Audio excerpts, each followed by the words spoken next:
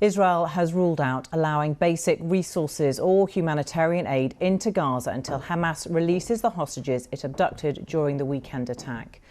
At least 1,300 Israelis were killed in the assault, and at least 150 people are thought to have been kidnapped.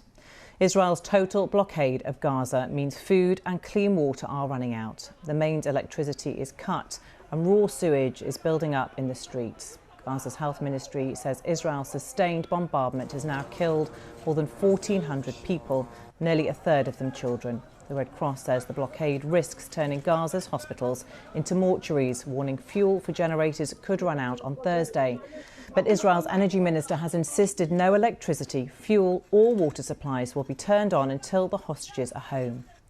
The US Secretary of State has assured Israel of Washington's unwavering support and warned its adversaries against taking advantage of the situation. Speaking after talks in Tel Aviv with the Prime Minister Benjamin Netanyahu, Antony Blinken said Israel had the right to defend itself, but stressed precautions must be taken to avoid harming civilians of any nationality. Our chief international correspondent Lise Doucette is in Sderot in southern Israel, very close to the Gaza-Israel border. She says people in Gaza are preparing for another difficult night. Well, the sun is now setting on what is day 6 of this war, and all the signs are that this war is set to get worse, much worse. Where we are now, Sderot, at this point, is less than a mile from the Gaza border. And on the horizons, you see the black smoke rising. That's Gaza City, now under non-stop bombardment. And at this moment, Gazans are braced for the night to come.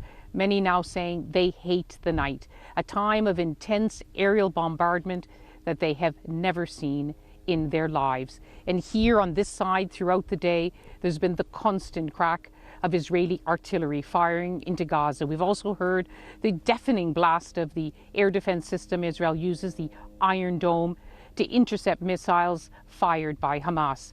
And too, in this border community and all along the places that we visited in southern Israel, along the Gaza border, you see the preparations. Today it was the endless stream of big lorries, white, unmarked, carrying provisions, no doubt for the front where troops are massing, artillery and armour for what's expected to be a land invasion at some point.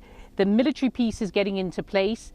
Today, the diplomacy was a focus with the arrival of the US Secretary of State Antony Blinken, with 2 messages from Washington: that Israel will have the support of the United States, its staunchest ally, but that it must also remember that even in war, there are rules. And that humanitarian concern is also deepening as the humanitarian crisis in Gaza gets ever worse. That complete siege that Israel has imposed on the territory. Targeting civilians at a time of war is a war crime. And the United States, all of Israel's allies, who are making it clear they stand by Israel at this time, this unprecedented time for the Jewish state, but they also don't want Israel to come under criticism for putting civilians in harm's way. But quite frankly, the mood here has hardened so much after the horrific events which began on Saturday. And there are many here. In fact, the mayor of Sderot told us the reason why it hasn't worked in the past is because Western leaders have called the Prime Minister of Israel after 1 week of an operation or 2 and said, stop. He said, and it reflects the public mood here and possibly the political mood this time, we shouldn't stop. We have to destroy Hamas and jihad. But there are others who say that it just won't work. You have to find a political way out when this war is over.